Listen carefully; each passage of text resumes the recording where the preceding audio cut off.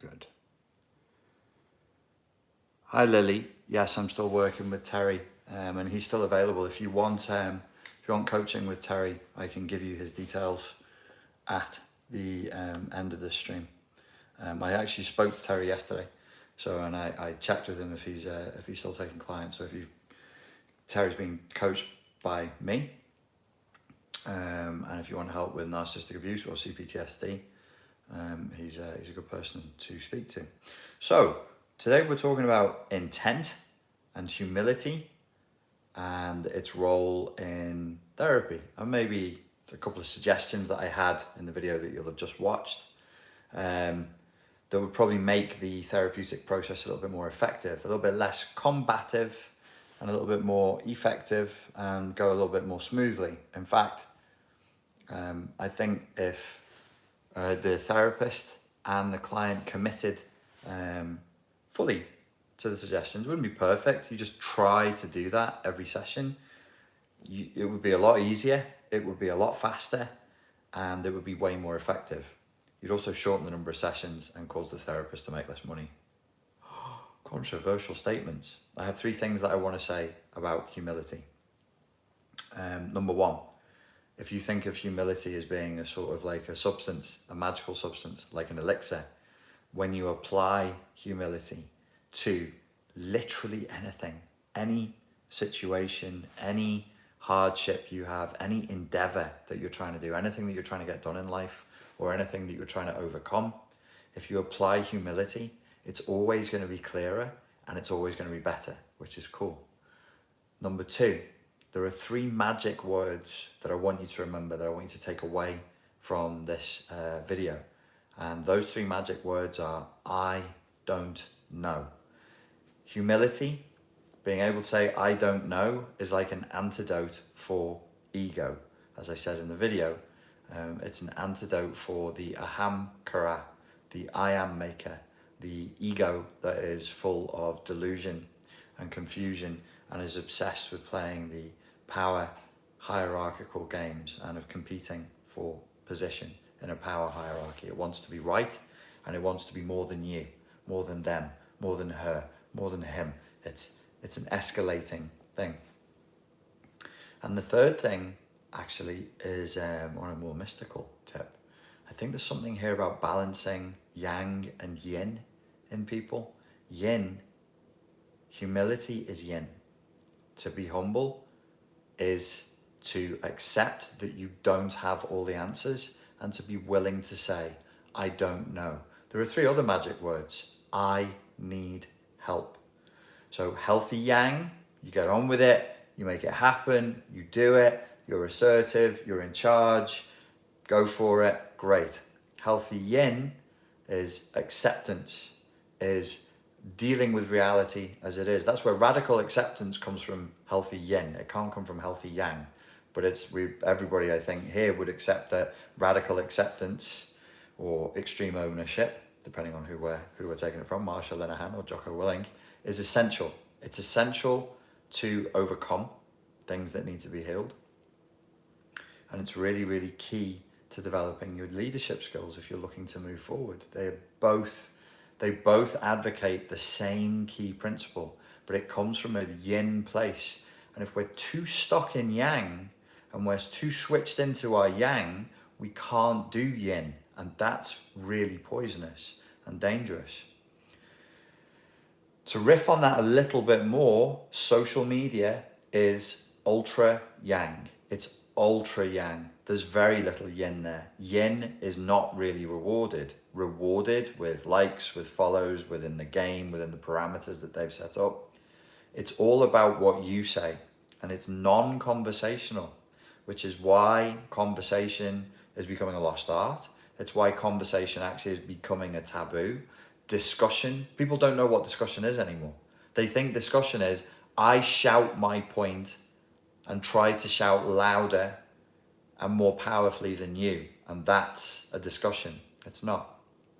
It's not. It's very yang. It's a series of statements or symbolic gestures or signalings that you offer for the consumption of others. So when you post, it's completely yang. when other people respond, it's totally yin, and there's no in between. There's no push pull. There's no good Tai Chi there. It's just a dictation and a reception of the dictation. We're very far away from the forums now, but I mean they obviously scanned the forums and they used the most addictive elements of the forums to build and develop things like Facebook and Instagram and all the rest of the things. But still with forums, you would have to be able to debate. You'd have to be able to give and to take. You'd have to do both. So that's what I wanted to say about humility. I will now take questions. Please make them 1 sentence long. Think about what you're writing before you hit send. Make the question something that I can understand. Remember, I don't know you and I don't know your story. End it in a question mark. I won't be reading out statements. And let's keep it on subject. So we're talking about ego, humility, and intent in the therapeutic process. Any other questions related to other topics, I will just be ignoring. So let's keep it on track. Okay, live chat, so all messages are available. Liz Broad says, ahoy there, Captain Nuance. I like that. Yehoshua Goldstein says, discussion is about understanding the other person. It should be. Q says, couldn't extreme ownership be seen more as healthy yang, says Shay. No, not really. It's healthy yin because it's the acceptance that, if you think about even where Jocko describes it in the book that is called Extreme Ownership, the examples he gives are all healthy yin. He's basically being, say for example, he's being dressed down because somebody in his team has fucked up and there's nothing, he didn't do it. There's nothing he can do about what another grown man does, a grown man who's a professional does, but it's his responsibility. So he accepts that, he submits to that. Long Reach One says, do you have any tips for dealing with self-sabotage? Yeah, when it comes to self-sabotage, if you want something that isn't generic advice, my flavored advice, would be to assume that whatever the topic is that you're self-sabotaging, you draw it like this. You go, here I am, I'm at point A, and I say that I want to go to point B. And then somewhere between going from point A to point B, I shoot myself in the foot. That's self-sabotage. Sabotage is from the French word sabot, for boot. And a saboteur is somebody who throws a boot into the machines to stop the machines from running. That's a saboteur. So where are you throwing the boot into the machine is question number one. And question number two is, what are you saving yourself from by throwing the boot into the machine? So you say you are going from point A to point B, and you stop yourself every time from going from point A to point B. So what's the awful consequence of getting to point B? So you have your civilized, adult, primal level, sort of primary level mask that says, of course, I want to do better at work, get a promotion, whatever it is. But every time I try and step towards that, something unconsciously stops me. Your unconscious is protecting you from the dreadful consequence of you successfully attaining B. So what's the dreadful consequence? And it could be something deep. It could be something in the unconscious. It could be hard for you to get to, but there is a dire consequence to that success that you claim you want. Oops. Maria Berry says, are there people who post to experience the yin energy as in feed off of their feed? Possibly.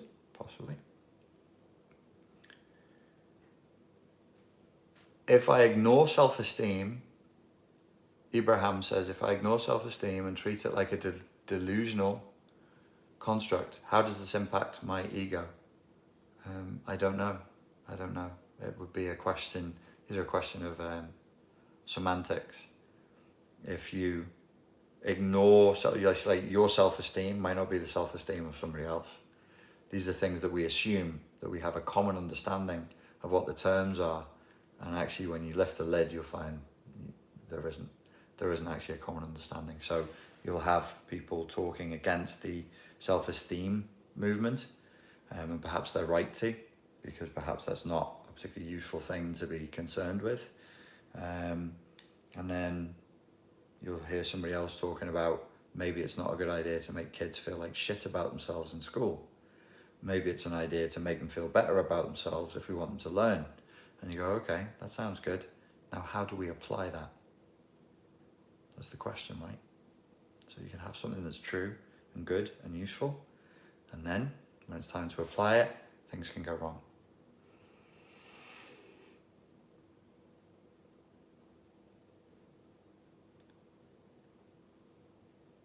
Humility and CPTSD, says Wonder Woman. Is it balancing and not fawning? Fawning is not humility. Fawning is a defense mechanism born of neurosis. It's a drive to protect the self. So no, that wouldn't be humility.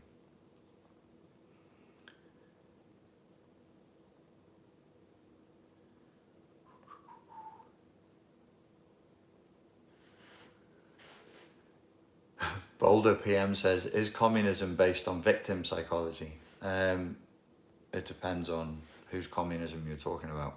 If you're talking about Marx, it would be based on certain assumptions about the way reality works and human nature that people like me might find naive to the point of absurdity.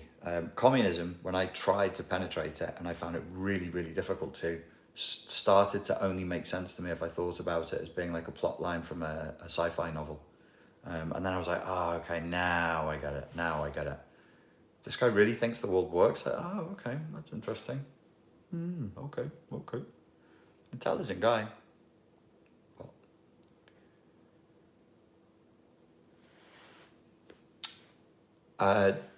Andrew says, doesn't healthy self-esteem come more so from esteemable acts and behavior? As I said, and I don't want to keep going over and over it, one person's self-esteem is not another person's self-esteem.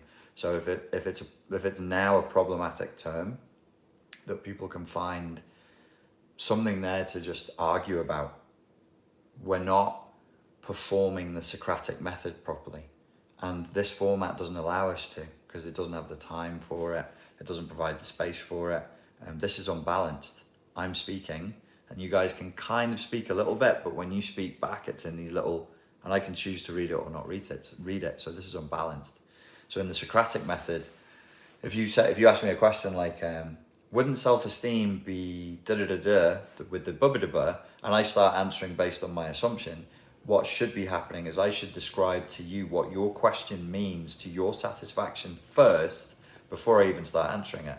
Could you imagine if we all did that in an argument? You had to describe the other person's position to them first to their satisfaction before you argued against it. And they to you for your position.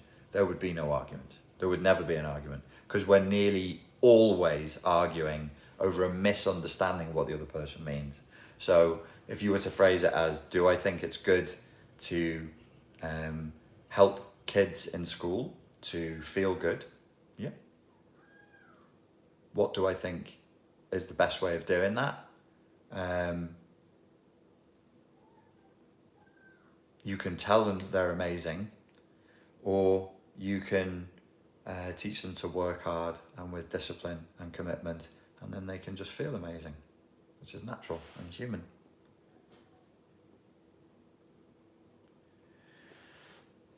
Racer.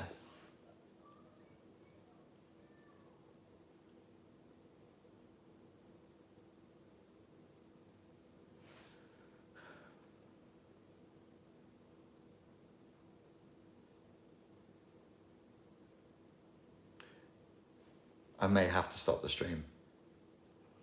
This has happened. This is a weird synchronicity in my life where I can be in a super peaceful, super quiet area, and then I'll start doing some work, or I'll do one of these and a fight will break out outside. I'm right by the beach. It's like 10:30 at night.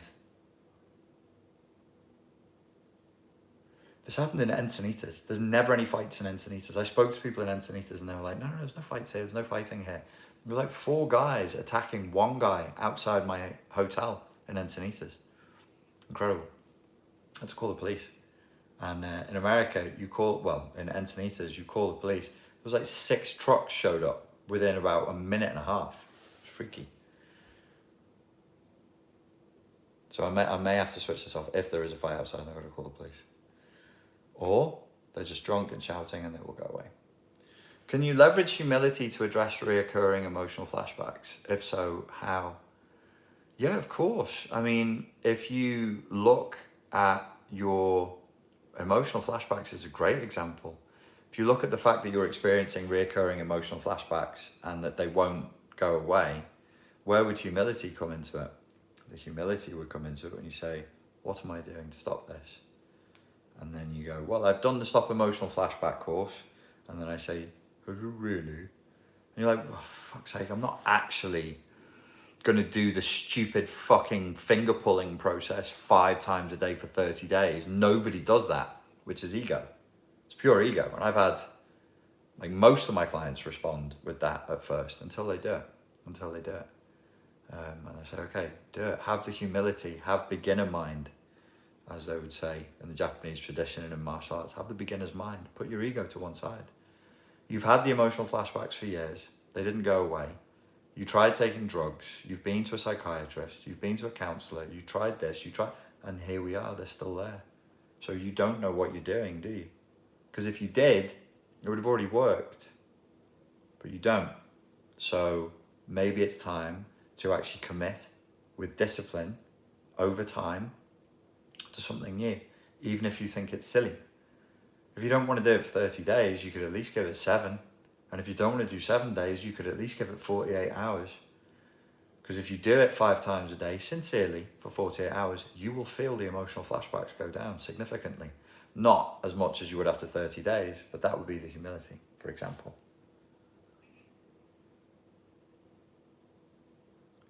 The Ancient Lantern says, I just touched the tip of my finger and I lol. It's good. No Z says, I'm immature. Pulling my finger just makes me chortle. It's good. If you're laughing, then at least you're not in an emotional flashback, right? Jenny Betty says, it works so well though. For the people who do it. For the people who just skim through the program. I had a guy message me once who was like, where's the video? This says it's a video and audio program. I'm like, it's at the bottom of the PDF. And it's there so I can see who's actually reading to the bottom of the PDF file. But that's the age we live in. People want like an instant solution. And there is no downloadable instant solution for CPTSD. There is no downloadable instant solution for PTSD and emotional flashbacks and childhood trauma or wherever it comes from. Combat stress could be. Shell shock. Like, you're not going to download an app, piddle around with it a few times and, oh, it's gone away now. Sorry, it's not going to happen. That's just not going to happen.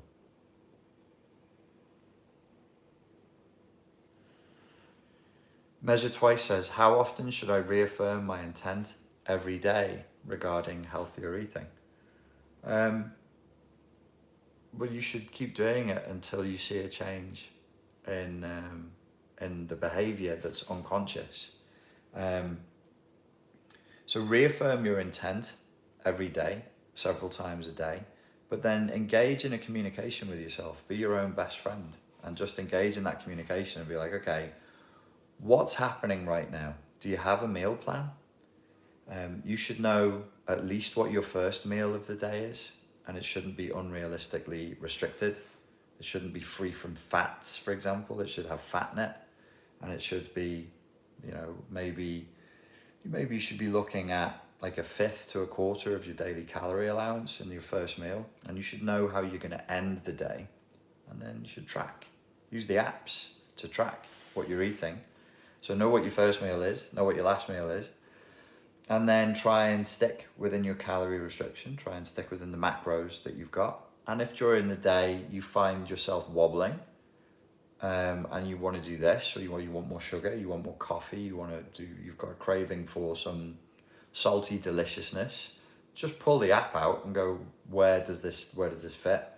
Do I need this right now? Do I need to eat the whole pretzel? Can I eat half of it? Would that satiate me? And you need to have that good relationship with yourself. So it's a dialogue. It's a dialogue with you, and it's not rigid. The rigidity and the judgment when it comes to especially eating, and maybe with some addictions, can really lock it in place. So if you're in a state of like, oh, this is something I want to do, let's keep this non-judgmental. My body is craving this right now, because you're not, it's really unlikely you're going to eat super healthy overnight if you're used to eating shit. Like, it's going to take a little bit of time. It's going to take a little bit of time because your physiology is not ready for it. You're probably, I'm not going to use the word addicted, but heavily reliant. Thank you for that, Laura. You're probably heavily reliant on certain foods that aren't great. You know, that's the way it goes. And like any addiction, it'll take a bit of time to work it through.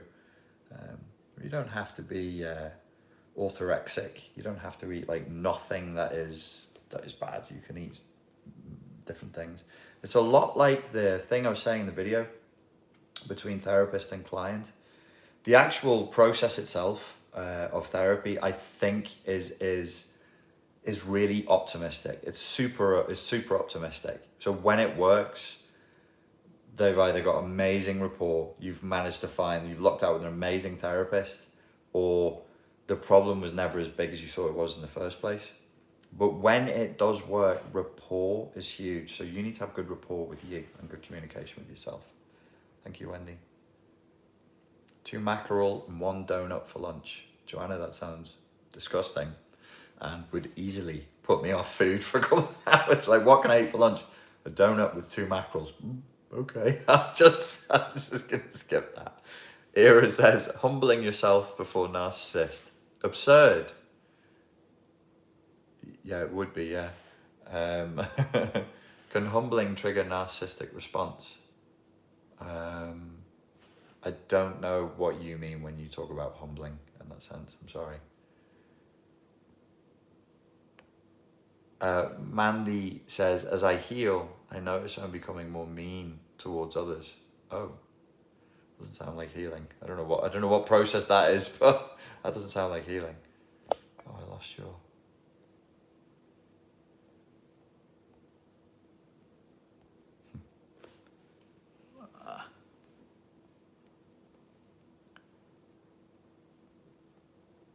Hey, where did you go? Oh, here we go. As I heal, I notice I'm becoming more mean towards others, especially potential partners. Wow. Yes, boundaries, I know. But how do I deal with the aftermath of guilt from rerunning my reactions? When you say yes, boundaries, I know, do you think I would approve of you being mean to people? Like, that's being mean that's not having a boundary. Being mean is you're just being a dick. And there is no similarity between being mean to somebody and being a dick. What you don't want to have happen is find that as you're healing and your meekness goes down, that you're empowered to say more and to throw your weight around, and then you start getting addicted to throwing your weight around. That's not cool. That's not cool at all. So we need a bit of humility there to be like, okay, you still need to be kind. The baseline state of the human beings around you is fragility and vulnerability. So please be kind, please be patient.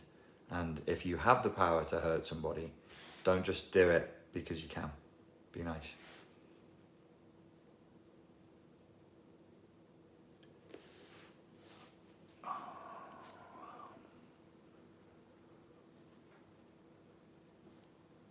Aisha B says, how do you keep it professional if rapport and trust with a humble therapist can lead to becoming attached to them and falling for them?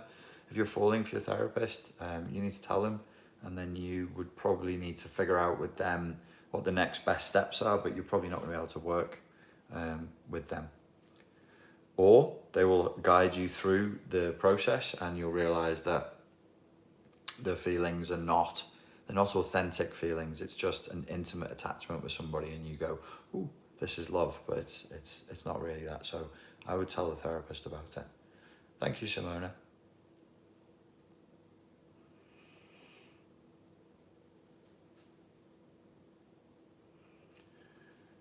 Joyce asks, what is the difference between being kind and fawning?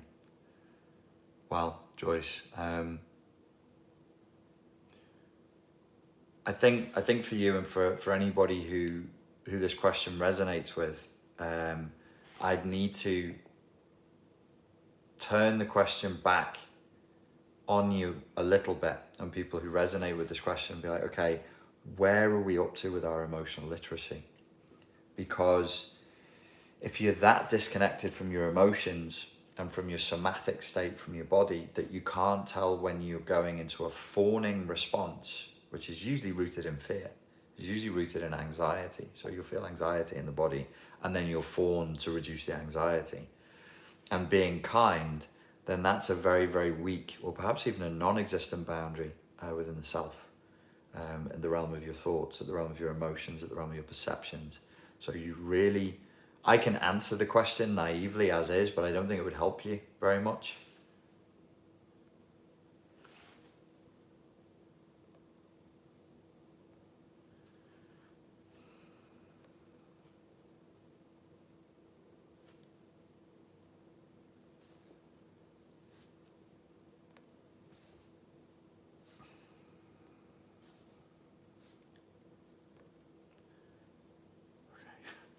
Suddenly my iPhone started demanding a sign-in. I'm going to take that as an archonic attack. I don't think that would help you as much as me just saying that it's probably time to get in tune with your emotional literacy and figure out where you're up to. And maybe do some more work on the emotional flashbacks. And then, take the time to think about it. Like, what do I notice happens when I'm going into a fawn response? How does it feel? Is there an anxiety there? Is there this overwhelming desire to keep the peace at all costs? Do I notice I'm self-sacrificing again? Versus being kind, where it's not rooted in an anxious or neurotic or sweaty emotional state. UG Rose has a question.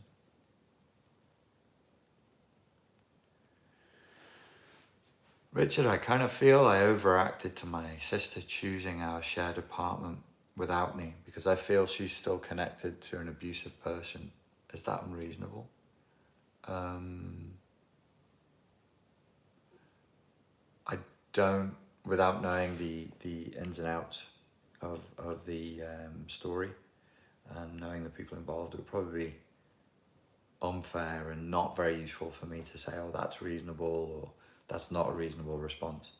And I can't make that judgment call for you. The only thing I can do is try and offer you the tools and maybe some kind of insights that allow you to make that judgment call for yourself. I don't know whether the response was reasonable or not.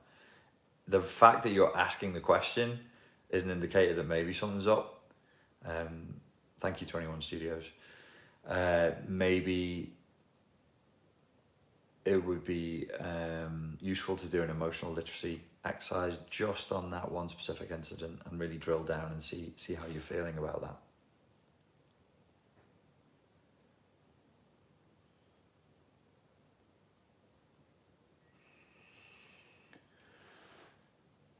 Mady asks, do you think that one can ever really know if the healing is complete without having successfully re-engaged in an intimate relationship? Not everybody's here because of intimate relationships.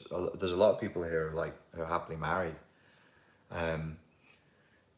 So for the people who are here because the pain came from an intimate relationship,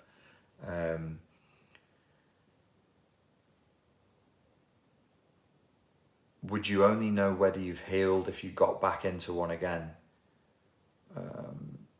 You would be able to test certain elements of your healing process by doing certain levels of intimacy with friends, with family, and yes, with a partner in an intimate relationship again. But you don't have to go all in to figure it out. You can test these things. Another thing that I would look at is, how do you feel about relationships now? What's your worldview on relationships now? What's your philosophy with it? Like, how important 21 Studios is demanding that everybody smash the like button, so let's obey him. Please do. hit the like button. What do you think about relationships now? What do you believe to be true about relationships now that you maybe didn't believe to be true before? And if that has actually changed, that would be the sign of healing.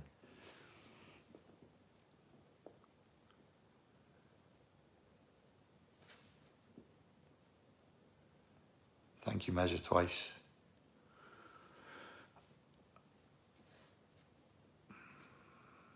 Aisha asks, what to do if you intensely connect with male cousins over similar traumatic childhoods and they express an attraction to you? That's not, again, it's not really a question that I can answer without knowing you. I mean, I don't know if you like your male cousins. I don't know what your culture, your background is. Is marrying your cousins a thing? I don't know, dude. I don't know. Like, do what makes you happy. Do what seems reasonable to you, given the experience. Thank you, Regan. Regan says, wear protection. Thank you. Association of Metaphysical Stores says, I know tons of happily married people. Yeah, somebody else earlier said that they don't know any happily married people. There are happily married people out there. There are definitely happily married people out there. And, you know, I think it's better to be in a relationship. I definitely think it's better to be in a relationship. For most people, most of the time. But that's like a sterile philosophical statement. So it's like, for most people, for most human beings on the planet, most of the time, a woman and a man are going to be happier if they're together. If there's intimacy, life works better, companionship, everything, support. It's great. It's great. But you shouldn't take a blanket statement like that and over apply it. But as to happiness in marriages, yes, for people who are happy.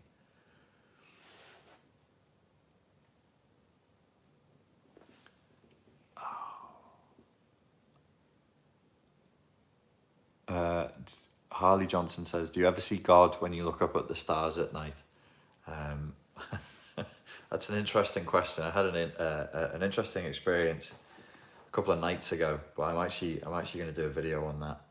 That answers that question. Somebody said to me yesterday, are you religious? Because I'm going to make an anti-religious statement. And I was like, well, I have beliefs that people would consider religious, but you can say whatever the hell you want. Like, imagine I'm super religious in an ultra-orthodox way, and I believe there is God and he's created everything. Why would I give a shit what your dumb little face says? What? If it's funny, I'm going to laugh. If it's stupid, then I'll be like, oh well, you know, I've heard stupid things before. You know, it's not something that I feel like I'm going to get defensive about and upset about. Okie dokie.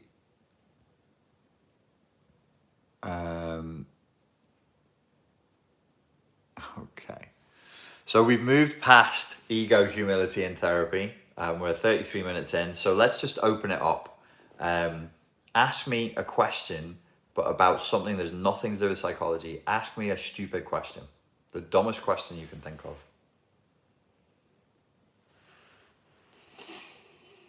Magdalena665 says, I hope soon you'll reveal you're in a healthy and happy relationship, because if you're still single, being that complete and enlightened, then there's no hope for me. I'm not complete. I'm not enlightened. I'm just bimbling along and doing the things that make me happy, doing the things I feel like I should do, trying to be an adult most of the time. But yeah, it's not. I'll just change the cosmology inside of your head. Like, it's not for everybody. It's not for everybody. And there are different reasons why people do or do not get into relationships. And how do you know I'm not in some kind of a relationship?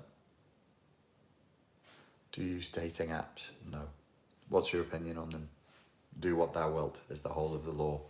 Love under will. As long as you're being smart and you're being careful, do whatever you want, but I don't use them. Nos Monday says, who are they? Era says, do you sleep on that couch? No, but I did fall asleep on this couch last week and it was wonderful. It was raining outside. There's just like one bit of road and then there's the Irish Sea. That's my view. It was raining outside hard. And then I lay down on the couch. It was like 3 PM and I fell asleep and it was amazing.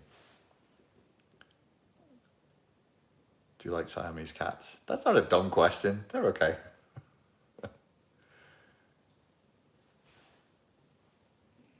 I've been heartbroken for 2 full years. It's not getting better. What if the suffering never leaves? Question mark. That is a question, but it's a very open-ended question. So I think everybody who's been heartbroken and in pain wonders like what's going to happen to me? What's going to happen if I just keep feeling this way? Well,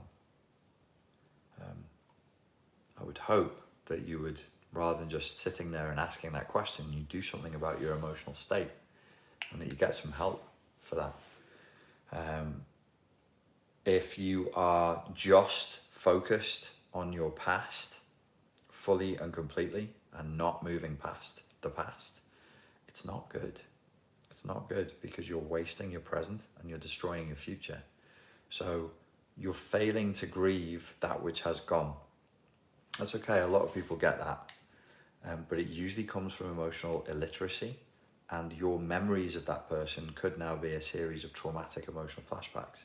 My recommendation would be to get on the Stop Emotional Flashback course, which is available if you join the mailing list on my website, and then to have a go at the emotional literacy work. There are videos on this channel describing how to do that. There is a course that is paid for that's on spartanlifecoach.com, or you can do it for free if you go to my Instagram account. The other thing you guys and girls can do is join the mailing list that I'm going to put the link for below. It's for the new mailing list where I was talking about it's Trauma Recovery 101. That course is not out yet. I've had a lot of emails saying, I joined the list and I didn't get anything. I said it's not out yet. It's not out yet. The first video for that will probably be out on Thursday.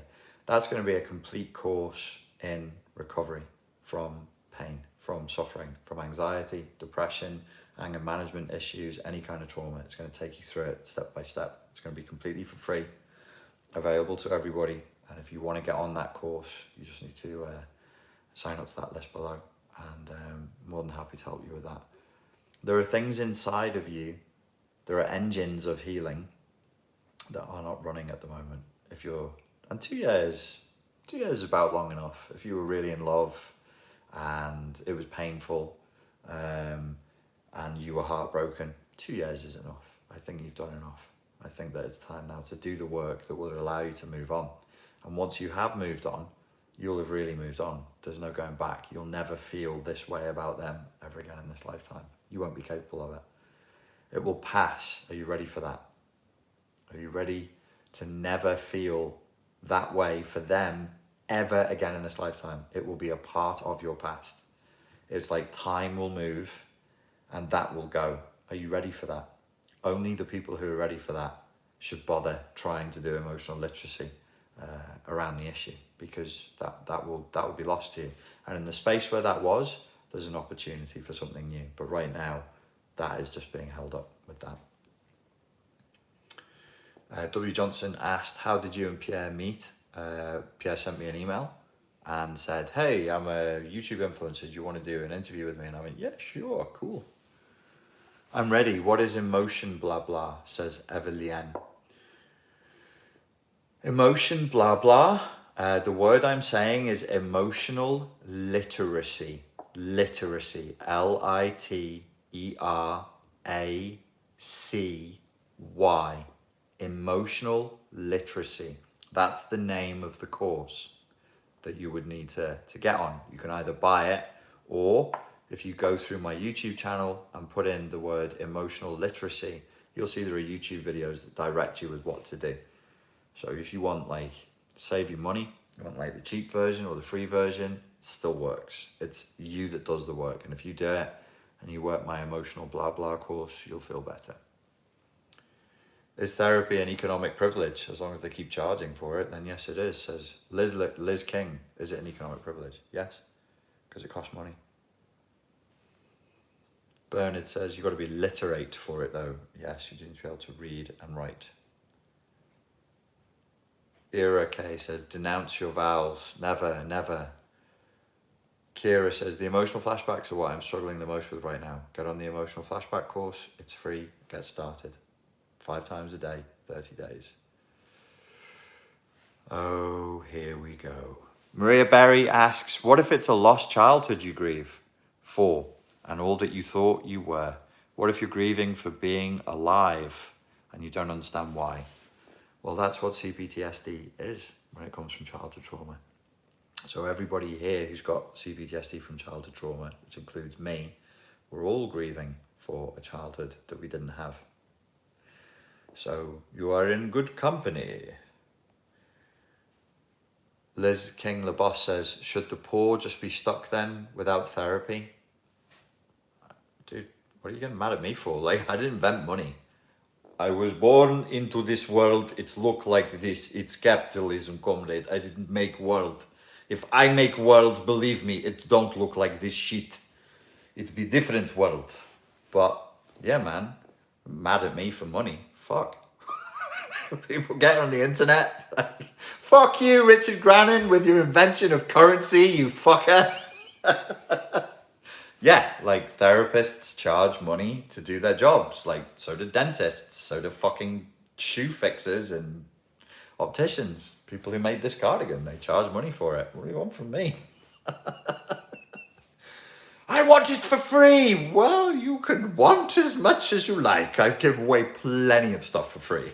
And I'm not doing therapy for free. In fact, I don't do therapy. I don't do therapy. I used to do coaching, and now I don't do it. I don't do it at all.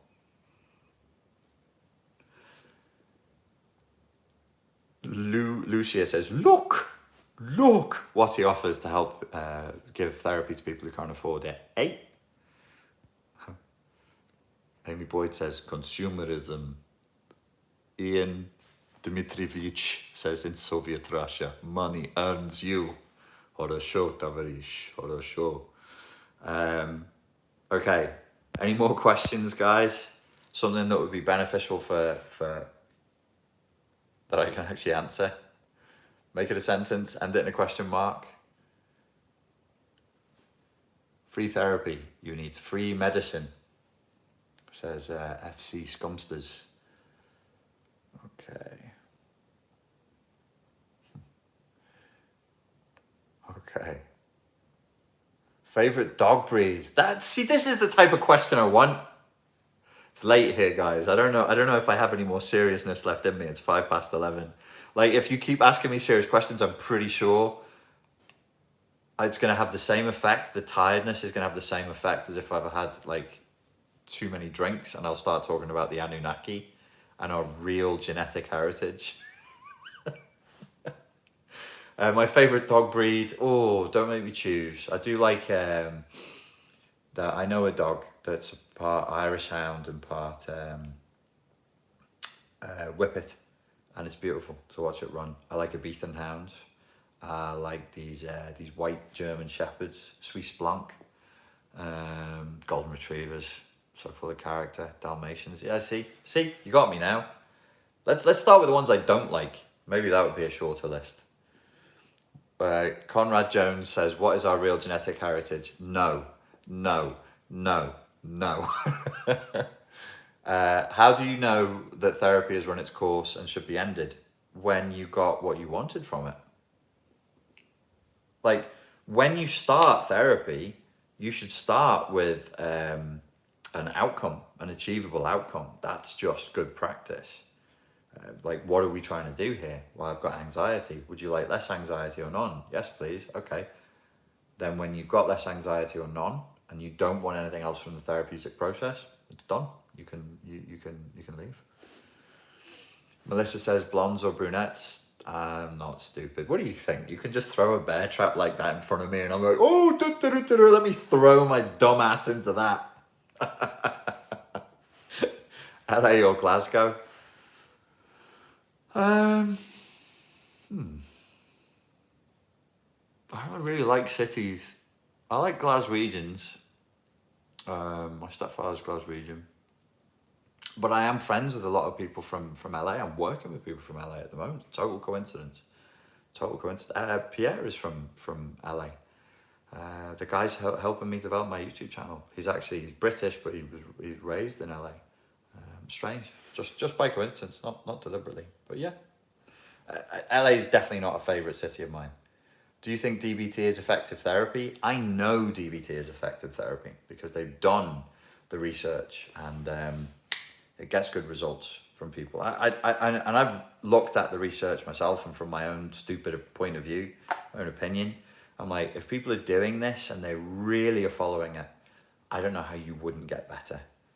You know, you got your critical thinking is firing. They do reduce your emotional flashbacks. There's the radical acceptance part of it. You're more meditative. It's got to help. It's got to help. Have you ever traveled to Eastern Europe? Yes, of course. Romania, Czech Republic. Well, some people don't class it as Eastern Europe. Well, Macedonia, some people class as Eastern Europe, Croatia, Bosnia, and Albania. But some people call that Southern Europe.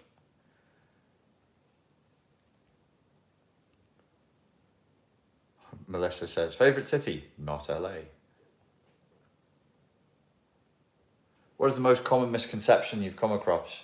The most common misconception I've come across is that people think that when Nietzsche said, God is dead and we've killed him, that it's celebratory and that he's triumphant. It's like, yes, we killed God. It's a lament. It's a lament. Nietzsche is saying how awful. It goes along with the other second most common misconception, which is that people think Nietzsche was an atheist. He definitely wasn't a fucking atheist. Definitely not. He believed in theism. He thought that having a theism was good for humanity. He just wasn't really clear or very sure himself which one it should be. In some of his writings, he was pro-Islam. Nobody says that. Everybody's like, oh, fuck Nietzsche. He was a nihilist who didn't believe in God and he said God is dead. The guy was pro-Islam in some of his writings. In some of his writings. He says it was, I think he described it as being like a good, red-blooded, passionate religion. But you did not know that, did you? Because you did not read Nietzsche. You just read the words of other people speak of man, not of man listen himself, when you should listen with ear to man himself. Himself. There's a Y in there. What is your favourite city, country then? I don't know, like Prague is a city. I've got a town sort of a feeling to it. It's kind of medieval. That's pretty cool. I like Prague. I like Sarajevo. I really, really like Sarajevo. What was another city that I liked? Yeah, like London. I fucking hate living in London, but if I go there as a tourist for 3 days, it's a cool place. Cool place to go. Country would be New Zealand. Do you like Egypt? Or Technoclan? I haven't seen the bits of Egypt you're talking about. The only bit of Egypt I saw was the inside of a compound for a 6-day holiday. Accomplish A says, is depression the body admitting it's not fit enough to survive? Back to a serious question. Well, when the Anunnaki left us here, that's where we got our abandonment complex from.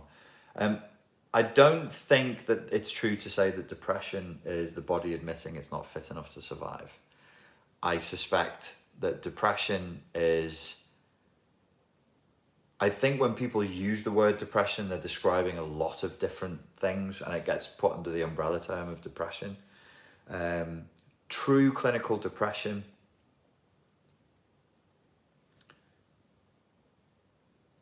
There's two routes that I would look at it. One is as an emotional flashback, a pronounced freeze flashback.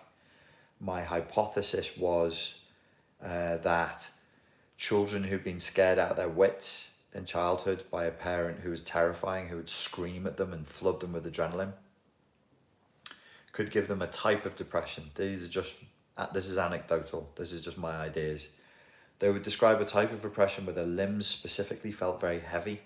Well, that can happen when you're flooded with adrenaline, and they would freeze. So actually the trigger for their depression was threat and anxiety and pressure or interrogation that would lead to a pronounced freeze response.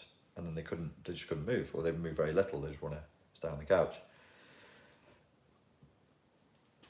There's it's not separate from, it's not discrete from, but another route of looking at depression, which I've found to be useful, which is to sort of say, where is the hope in this human client's life? Where's the pleasure? Where's the hope? Where's the illusion of a bright future? And if there isn't one, if there's just not anything there, then depression tends to manifest. And I'm like, well, depression might be the symptom of hopelessness. So the problem is really hopelessness, but we're calling it depression. And then maybe if I could be greedy and have a third option, I'd say look at just trauma, just general trauma in the person's life. Sometimes I do think clinical depression just pops up. It shows up in a human being when they've been hurt and they don't know what to do with it. They just have no means of adapting to the pain, so they can become depressed.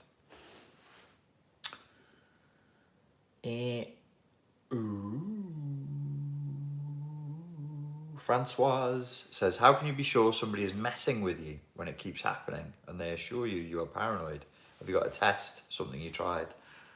No, but if somebody if I'm in a relationship with somebody and I have to keep asking them, are you messing with me? Are you messing with me? Are you messing with me? That's the red flag for me. Like, the red flag doesn't have to come, for me, this whole red flag thing, which is now in memes, like, it's super common to talk about red flags in toxic relationships. Everybody's talking about it. But it tends to be like, oh, I can see a red flag out there in the relationship or out there in them. Whereas for me, I'd be like, well, I'm a system, that human being is a system. When we interact with each other, we create a third system. If this third system of interaction is making me feel like there's a problem, or like the person is provoking me, ignoring me, winding me up, messing with me, whatever it is, that's a problem. That's a problem that needs addressing. And if it keeps happening, even if the person is innocent of all guilt, I would still reduce contact in the relationship, because I don't like feeling that way. How do you know that it's not paranoia? Like, you would try to be as rational as possible, gather as much evidence as you can, speak to a friend about it. You could write it down. You'd be like, okay, this is what's happening. If somebody described these events to me and their reflections as though it was happening to somebody else, would I say you're paranoid, or would I say there's a problem here? There's going to be a problem there. Like, are you usually paranoid in relationships? Is there a baseline of paranoia that you carry through all relationships across multiple contexts? Okay, that's you. But if there's no baseline of paranoia across multiple contexts and multiple relationships except this one, well, deductive reasoning means it's probably with an issue with that one. Somebody asked me a stupid question. Come on, guys. Rebecca H says, record the conversation and listen to it while calm. It's not a bad piece of advice, but if it's gotten to that point, I'm out. If I'm even thinking about recording somebody in a conversation, I'm out. That's like, you've pushed me to the point where I record you. Nah, it's just a world full of people out there. Other people, other opportunities, other things. You don't need to cling on to one person. Simona says, we should work together, Richard. You could have all the money. Oh, that's very kind of you. Thank you. Handtrust says, how to resolve the effect of trauma on someone with a religious past that is left with a severe inner conflict. I'd need to know if it was the religion that caused the trauma. But the short answer would be, I'd work on them the same way I'd work on anybody else. Because trauma is trauma. It's based on the same principles. If there's a religious element to it, what I've found useful, and I first did this with myself, was to bring them back after the therapeutic relationship to the religion, to the core religion, and say, well, is there anything there that is of use? There's a wounding here in your Catholicism. There's a wounding here in your father's version of Sunni Islam. There's a wounding here in excuse me, I just kicked that, and your grandmother's interpretation of Hinduism. What do you think? What do you think? Do you abandon it all? Or is there something there that you would take from that? And I try to bring that element back in, so that we have a balanced philosophy, so we don't just go, oh well, fuck, Catholicism or fuck Christianity. You just go, okay, we're adults now, we're not children anymore. Let's think about this. Where was the interpretation right? Where was the interpretation wrong? What should happen? And to grow that help the person to grow philosophically, empowers them to think, and gives them boundaries for processing reality moving forward into the future. So you're really doing them a favor by doing that. Francois says, what superpower would you like to have? I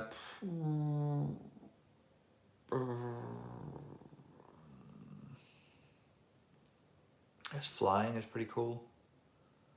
I like all the standard ones, like flying and being indestructible and stuff like that. That sounds cool, but I don't know where I'd go. I think I'd sort of like fly around. I'd be a really crap superhero. I'd be flying around with my iPhone going, oh, it's beautiful over there. Let's take a picture of this bird. Oh, look, a bit of abandoned wood in this river. Oh, let's take a picture with it. Oh no, the light's not very good. And then fly off. I'd be a shit superhero. Are you OCD about anything, Richard? Says RMPC.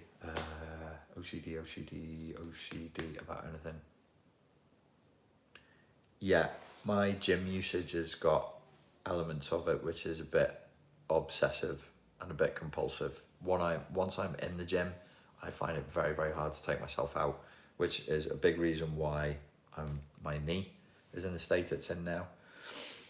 And why I will be going into surgery in 2 weeks' time to have my bits of my hamstring taken out and reattached to my ACL to strengthen the ACL. So I see bits of obsessive compulsion in my gym usage. And people laugh about that, like, oh, it's quite funny. It's like, yeah, it is, but it's also like, I really don't know when to stop. I just don't know when to stop. And at the point where you start picking up injuries and, it's just... and there's a point in diminished returns. Like, you're not going to get fitter and fitter and fitter because there's only so much the body can take. And after a certain point, your body's just pumping out loads of cortisol and you're just cruising along, doing nothing. How often do you work out? Asked Melissa. If I have the luxury, because to me it's a total luxury, it's a total pleasure, it would be every day. So in a regular cycle I'd do like 6 days on and 1 day off, and only because that's the only thing that stops me from getting the flu.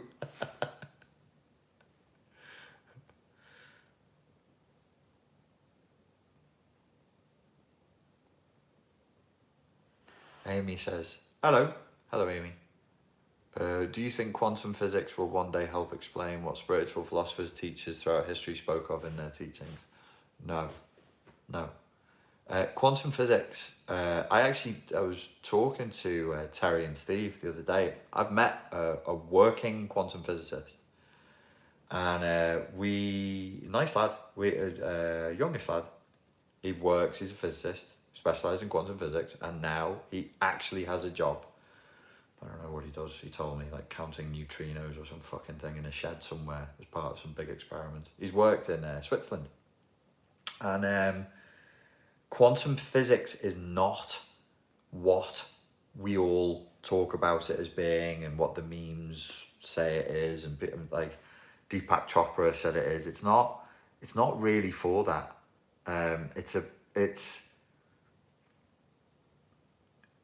It seems to be more because of what they're doing. It's like they're looking at the intrinsic structure of the nature of reality, but they're looking at it in a quantum way, which is the same way as saying granular. It's extremely dull.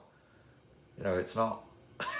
So no, I don't think quantum physicists have any functional interest whatsoever in the questions of philosophers and spiritual types. None, except if you talk to an individual quantum physicist who just happens to be that way inclined. But quantum physics isn't going to help. Quantum physics cannot help. And here's my spiritual and also slightly quantum physics answer to that. and possibly even scientific answer to that. And I think the science of what I'm about to say will show up in the next 50, 60 years. And I'm borrowing bits from Neil deGrasse Tyson and Slavoj Žižek with this one. There's a limit. There's a limit to what we can see. And we're seeing that now. We're seeing that there's a limit to what we can see. And it's like playing a game, a computer game, and then you're a vampire hunter, a werewolf killer, and you're going along with your crossbow bolts and you're shooting vampires and shooting werewolves over here, and you're looking at the character and you're looking at what the game producer wants you to look, and then all of a sudden you look at a house and you go, I wonder what's behind that house. So you walk the character behind the house, and eventually everything gets blockier, less detailed and more pixely, because you're walking off the set. You're walking off the fucking set, and it's not that there's nothing there, it's that you're not, you and the set are one, and the set's designed for you, and the stuff that you can't see, and all you're hitting is pixels. So you go, let's get a bigger machine, and what does the machine show you? More pixels, more pixels. So I do think there's a limit, and that will be interesting when quantum physics says, okay, we can't observe, we've burnt our brains out trying to observe more than what we've got, and we can go no further. There have already been enterprises like that, and usually what happens is everybody just goes quiet about it. The Human Genome Project didn't show anything like what they thought it would.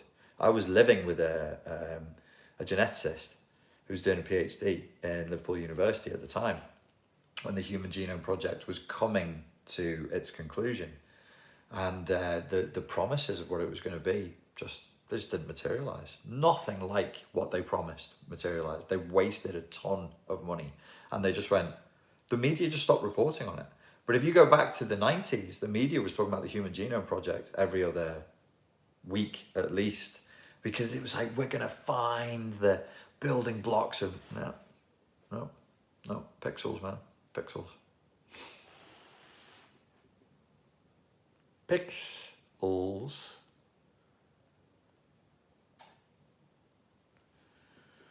T.S. Eliot apparently said, only by acceptance of the past can you alter it, said Maria Berry. Ooh, that's cool. Are you a computer science graduate? You make a lot of computer analogies, says Laura. No, psychology was my degree. But I liked people who like original version neurolinguistic programming, like computer analogies. Maxwell Maltz, who wrote Psycho-Cybernetics, wrote computer analogies about ancient, old computers. But people do function like computers. So I like it as from psychology, but I like it philosophically. Our computers are only there to reflect our own consciousness. They do nothing else. They're only an extension and reflection of our own consciousness. So there is nothing that a computer does that isn't a direct parallel to what the human brain does for you, even to calling it a server. It's a server because it serves you. It's your slave. And if you run programs on the computer. So, and you can catch viruses as well, and the hardware can break down. That's a different problem to if the software breaks down, right? Hardware, blood and bone. Software is, maybe you could say it's like neural pathways. So it works. It's a good way of looking at things. And when NLP is at its best, it's because it's using that metaphor effectively.